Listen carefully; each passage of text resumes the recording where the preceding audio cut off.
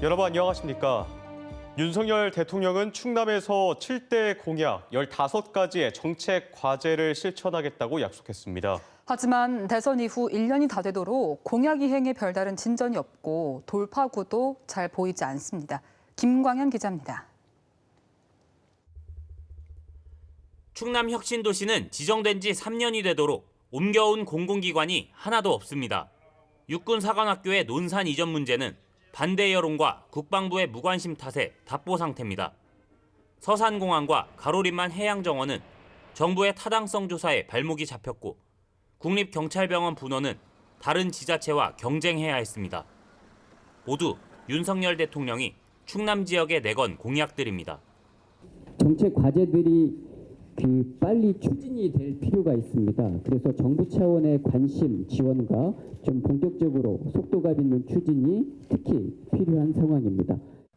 대통령 직속 기관인 국가균형발전위원회 앞에서 현안 해결을 촉구하는 목소리가 본물 터지듯 쏟아졌습니다. 공공기관과 육사의 이전, 의과대학 신설 등이 시급한 과제로 꼽혔습니다.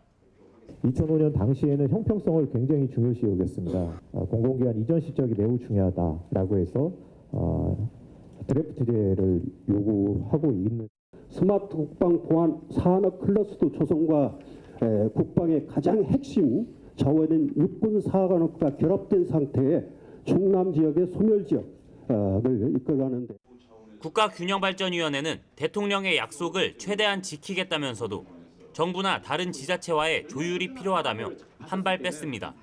17개 시도가 다 여러 가지를 얘기하고 있어서 한꺼번에 다 하기는 힘든 부분도 있습니다. 어느 것을 중정권에 우선적으로 해야 할 것인가 그런 논의를 해서 국가균형발전위원회가 구체적인 공약 이행 방안을 내놓지 않으면서 충남도와 지역 정치권의 역할이 더욱 중요해졌습니다. MBC 뉴스 김광현입니다. 김태흠 충남지사가 충청권 4개 시도 행정통합 필요성을 강조하며 이장호 대전시장과의 통합선언 가능성을 언급했습니다. 김 지사는 어제 재경 언론인과 만난 자리에서 충청권 560만 명 정도가 하나의 생활권이 돼야 경제 등 모든 분야에서 시너지를 낼 수 있다며 초광역 협력을 넘어 한 명의 단체장이 4개 시도를 이끄는 행정구역 통합 구상을 내비쳤습니다. 김 지사는 또 도지사 임기 전에 행정통합이 가시화하면 가칭 충청도지사 선거에는 안 나갈 것이라고 덧붙였습니다. 하지만 행정통합을 위해서는 4개 시도 간의 이해관계를 조율해야 하고 국회에서 관련 법안도 통과돼야 하는 등 과정이 만만치 않아 실현 여부는 불투명하다는 지적입니다.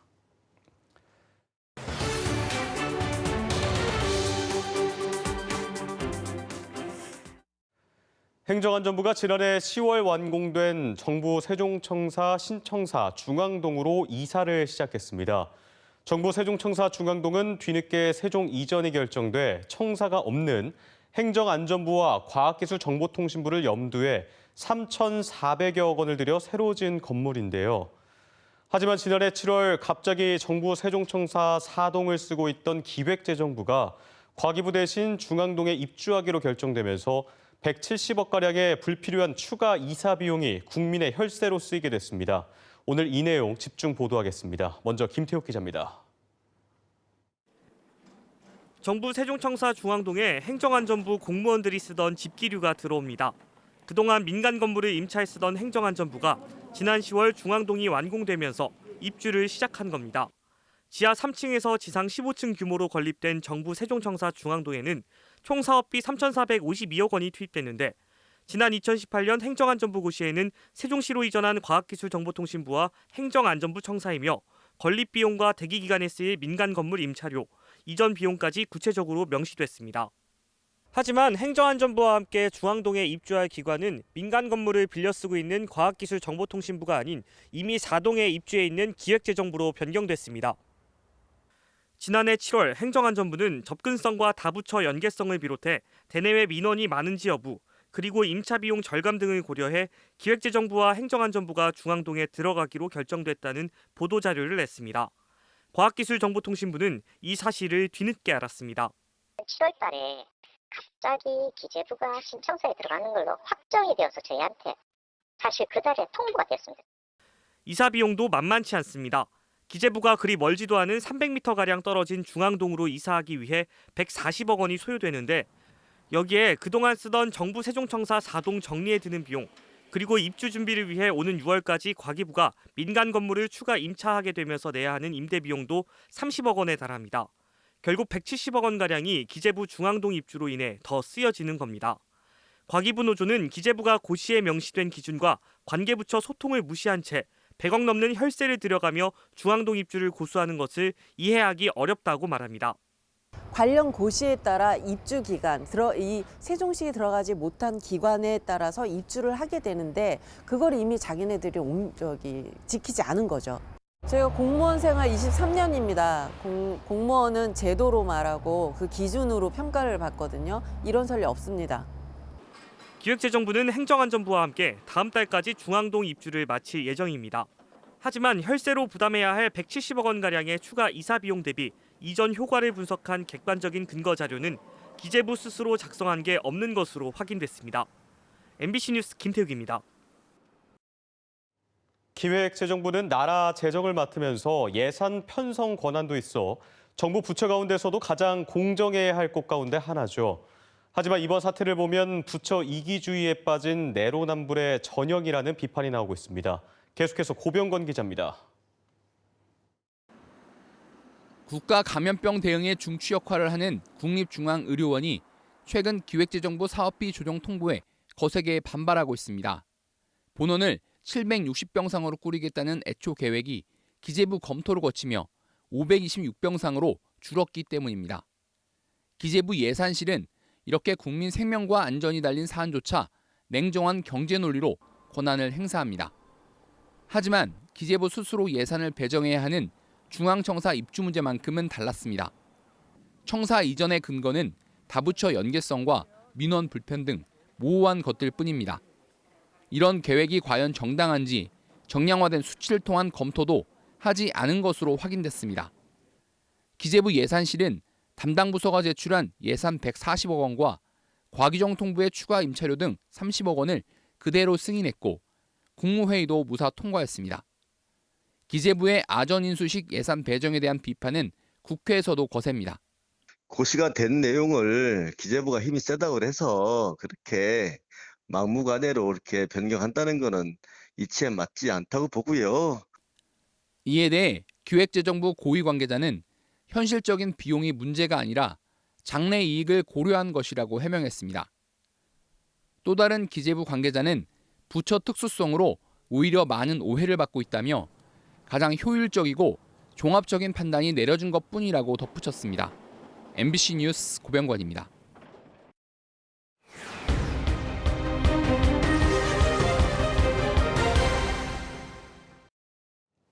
내포 신도시에 있는 한 아파트에서 집안에 물이 새고 천장이 뜯어지는 등 하자가 잇따라 발견됐습니다. 주민들은 시공사 측이 하자 보수에 손을 놓고 있어 피해를 키웠다고 주장합니다. 이승섭 기자입니다. 7년 전에 입주한 내포 신도시의 한 민간 임대 아파트. 1층 집의 주방 바닥에서 물이 흘러나옵니다. 하루 종일 이렇게 나오면 어떻게 사냐고. 진짜. 입주민은 아파트 배관에서 새어나온 물과 악취 때문에 2주 동안 불편을 겪고 있습니다. 종일 물을 퍼냈어요. 계속 걸레로 짜내고 저희 가지도 오고 상할까 봐 냄새 때문에 방문 다 닫고 살았어요. 거실에서는 생활을 할 수가 없었어요. 아파트 꼭대기층에 있는 또 다른 집 주민도 3년 전부터 천장에서 물이 샜다고 말합니다. 지난해 7월 시공사에서 찾아와 확인하겠다며 천장을 뜯어낸 뒤로는 아무런 조치가 없습니다. 그 일주일에 3번씩 제가 막 전화하고 그래서 결국은 안 돼가지고 아빠가 세종지사를 쫓아갔었던 거고요. 뭐 사진만 한번 찍어가고 끝이에요. 이 아파트의 지하 주차장도 2달째 누수가 심각합니다. 급하게 비닐로 가린 천장에서는 물이 뚝뚝 떨어지고 양동이에도 바닥에도 물이 흥건합니다. 천장에 마감재도 떨어져 내려 안전사고의 위험도 있습니다. 사람 지나갈 때 떨어지면 그대로 이게 맞는 거거든요. 차 위에도 그대로 떨어지면은 흠집 그대로 나는 거고. 주민들은 이미 여러 해 전부터 하자가 발견됐다며 부실 시공 의혹을 제기합니다. 게다가 시공사의 늑장 대응 탓에 피해가 커졌다고 주장합니다. 하자보수 요청을 하면 바로바로 응대를 해야 되는데 항상 이 응대가 늦고 그 피해를 고스란히 주민이 지금 받고 있다는 가장 큰 문제입니다. 시공사 측은 하자가 많은 건 아파트의 일부 시설이 낡아서 생긴 현상일 뿐 부실 시공은 아니라고 주장했습니다. 또 4개월째 진행 중인 하자 전수 조사를 마치는 대로 한꺼번에 보수 공사를 할 것이고 그 전에라도 하자가 심한 가구는 먼저 공사할 것이라고 밝혔습니다. MBC 뉴스 이승섭입니다. 김태흠 충남지사의 공약인 충남산림자원연구소 이전을 두고 시군별 유치전이 치열해지고 있습니다. 태안군은 안면도 유치를 위한 범군민 추진위원회를 구성하고 안면송 80여만 그루가 서식하는 관광지라는 점을 강조하고 있습니다. 청양군은 접근성과 함께 도내 생태 1등급 지역임을, 보령시는 수목원과 휴양림 등 관련 인프라와 유치 후보지 대부분이 도시유림으로 사업비를 최소화할 수 있다는 강점을 내세우고 있습니다. 충남산림자원연구소는 당초 공주시 반포면에 있었지만 세종시 출범으로 세종시로 편입되면서 충남도가 이전 대상지 선정을 위한 연구 용역에 착수하는 등 도내 이전을 추진 중입니다. 사단법인 김용균 재단은 고 김용균 씨 사망 사건과 관련해 한국서부발전 김병숙 전 사장이 2심에서 무죄를 선고받은 것은 재판부가 원청 책임을 면제해 준 것이라고 비판했습니다. 이들은 대법원 앞에서 기자회견을 열고 법원이 사업주가 공정 하나하나를 위험 작업인지 인식할 수 없었다는 이유로 책임이 없다고 판단한 것은 어불성설이라며 대법원만큼은 다른 판단을 내리기를 바란다고 주장했습니다. 김 전 사장은 1심에 이어 항소심에서도 무죄가 선고됐고 다른 원하청 사고 책임자들도 2심에서 감형됐는데 검찰은 2심 판결에 불복해 대법원에 상고했습니다. 부당 인사와 직장 내 괴롭힘 등으로 직위 해제됐던 대전시 문화재단 대표가 복귀하자마자 본부장을 직위 해제해 또다시 논란이 일고 있습니다. 대전시에 따르면 어제 업무에 복귀한 대전 문화재단 대표는 본부장이 출장 결재 없이 외부 심의 활동을 했다는 이유로 직위 해제했습니다. 이 대표는 시감사위원회로부터 해임 요구를 받은 뒤 지난달 17일 직위 해제됐다가 감사 결과에 대한 재심의를 신청해 업무에 복귀한 바 있습니다. 어젯밤 9시 반쯤 대전 중구 은행동의 상가 건물에서 불이 났습니다. 불이 인근 상가들로 옮겨 붙으면서 3층짜리 건물 2개 동이 전소되고 2층짜리 건물 4개 동도 일부 피해를 입었지만 다행히 다친 사람은 없었습니다. 불은 40여 분 만에 진화됐으며 경찰과 소방당국은 정확한 화재 원인과 피해 규모를 조사하고 있습니다. 서철모 대전 서구청장이 서구체육회장 선거 개입 의혹을 거듭 부인했습니다. 서구청장은 오늘 열린 서구의회 임시회 본회의 구정질의에서 더불어민주당 소속 서다운 의원의 선거 개입 의혹에 대한 해명 요구에 당시 김경시 후보가 먼저 사퇴 의사를 밝혔지 자신이 시체육회 부회장직을 제안하진 않았다고 밝혔습니다. 지금까지 대전, 세종, 충남 소식이었습니다. 고맙습니다.